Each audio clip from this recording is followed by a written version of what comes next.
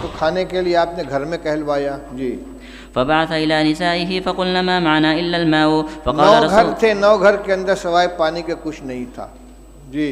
فقال رسول الله صلى الله عليه وسلم من يضم أو يضيف هذا. ایک بات درمیان میں عرض کر دوں، مولانا سعد صاحب نے بھوپال میں تقریر کی ہے کہ دعوت اور تعلیم دونوں سنت کے راستے سے ہٹ گئے ہیں، اور مثال اور دعویٰ کیا کیا ہے کہ صحابہ کرام رضی اللہ تعالیٰ عنہ خود رسول اللہ صلی اللہ علیہ وسلم کے گھر کا انتظام کرتے تھے. یعنی طالب علم کی یہ ذمہ داری ہے کہ وہ استاذ کی کفالت کرے. کہتے ہیں کہ صحابہ جنگل جاتے تھے، لکڑیاں کاٹ کے لاتے تھے، اس کو جلانے کے قابل بنا کر فروخت کرتے تھے، اور رسول اللہ صلی اللہ علیہ وسلم کے 9 گھروں کے اندر تازہ بکری کا گوشت روزانہ پہنچاتے تھے. یہ ہے یعنی بحیثیت استاذ کے کہ یہ شاگرد تھے اور استاذ کے گھر میں تازہ روزانہ بکری کا گوشت پہنچاتے تھے. اور ہم جو روایت پڑھ رہے ہیں اس میں کیا مل رہا ہے؟ اس میں یہ حضرت عائشہ رضی اللہ عنہ فرماتی ہیں کہ ایک چاند نکلتا تھا، دوسرا چاند نکلتا تھا، اور تیسرا چاند نکلتا تھا، اور رسول اللہ صلی اللہ علیہ وسلم گھروں میں آگ نہیں جلتی تھی. اور یہاں آ رہا ہے کہ 9 گھروں میں حضور صلی اللہ علیہ وسلم نے آدمی بھیجا ہے، اور سب جگہ سے جواب کیا آ رہا ہے؟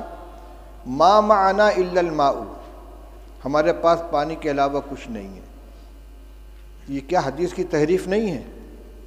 یہ ازواج مطہرات کے بارے میں جو بات کہی جا رہی ہے صحابہ کے بارے میں کہ روزانہ ان کے یہاں بکری کا تازہ گوشت صحابہ کرام پہنچاتے تھے، اور آج طلبہ کو کھانا مطبخ سے دیا جا رہا ہے اور اساتذہ کو تنخواہ دی جا رہی ہے، لہذا تعلیم سنت کے راستے سے ہٹ گئی ہے. یہ کیا مذاق ہو رہا ہے؟ یہ جتنے مدارس چل رہے ہیں، جتنے اکابر نے مدارس قائم کیے ہیں، تعلیم گاہوں کا انتظام کیا ہے، اصحاب صفہ نہیں تھے جن کے لیے صحابہ کرام رضی اللہ تعالیٰ عنہ لا کے انگور کے خوشے لٹکا دیا کرتے تھے، اور انگور اور کھجور کے خوشے لٹکا دیا کرتے تھے، اور ان کو اسی سے کھانا دیا جاتا تھا. وہ روایت نہیں آئی کہ رسول اللہ صلی اللہ علیہ وسلم مہمانوں کو حوالے کرتے تھے کہ بھئی اتنے کو کون کھلائے گا، جس کے گھر میں 2 آدمی کا کھانا اور تیسرے کو کھلائے، جس کے یہاں 4 وہ 5ویں کو کھلائے. صدیق اکبر اتنے آدمی کو لے کر گئے، فلاں اتنے آدمی کو لے کر گئے. اور حضور صلی اللہ علیہ وسلم کے ساتھ جو تعلق تھا صحابہ کرام کا، وہ صرف استادی و شاگردی کا تھا کہ اس کو اور صحابہ کرام رضی اللہ تعالیٰ عنہ خود پیٹ پر پتھر باندھتے تھے، رسول اللہ صلی اللہ علیہ وسلم بھی پیٹ پر پتھر باندھتے تھے، 2 باندھتے تھے. لہذا یہ کبھی اتفاق سے کوئی جزیہ پیش آ جائے اس کو دائمی معمول بنا کر پیش کرنا، یہ تو تحریف ہے کہ سنت کے راستے سے مدارس ہٹ گئے ہیں. نہ دعوت سنت کے راستے پر بچی، نہ تعلیم سنت کے راستے پر بچی ہے. کس قدر خطرناک چیز. کا مطلب یہ کہ عوام کو یہ سمجھا دو کہ مدرسے جو ہے سنت کے خلاف چلے جا رہے ہیں، لہذا عوام کا رشتہ مدارس سے بھی کٹ جائے اور علماء سے بھی کٹ جائے. یہ انتہائی خطرناک رجحان ہے، جو اس کا مطلب یہ کہ سب کو باطل تنظیموں کے حوالے کر دیا جائے. ان کو نہ مدرسوں سے تعلق رہے گا عوام کا، نہ علماء سے تعلق رہے گا.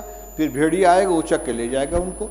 اس پہ مجھے یہ یاد آیا کہ صحابہ حضور صلی اللہ علیہ وسلم نے ایک مہمان کے لیے گھروں کے اندر کہلوایا ہے، تو سب جگہ سے یہی شکایت آ رہی ہے. حضرت انس رضی اللہ تعالیٰ عنہ کی روایت پڑھ چکے ہو کہ بدبودار جس میں مہک پیدا ہو گئی تھی، ایسی چربی لے کر حضور کی خدمت میں پہنچے ہدیہ کے طور پر، اور کہتے ہیں کہ رسول اللہ صلی اللہ علیہ وسلم کی 9 ازواج مطہرات تھیں اور کسی گھر میں کھانے کو نہیں رہتا تھا. آپ نے وفات کے وقت 30 سا جو یہودی سے ادھار لیا ہے، اپنی ذرا اس کے پاس آپ نے رکھی ہے.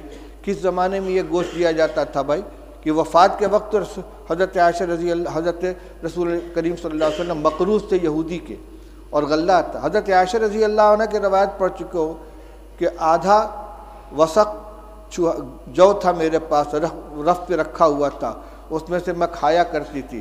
ایک دفعہ تول دیا تو سب ختم ہو گیا. یہ جو کو کھایا جا رہا ہے پکا پکا کے، اور یہ تازہ گوشت روزانہ پہنچا رہے ہیں.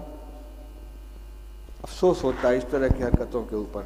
چلو پڑھو روایت.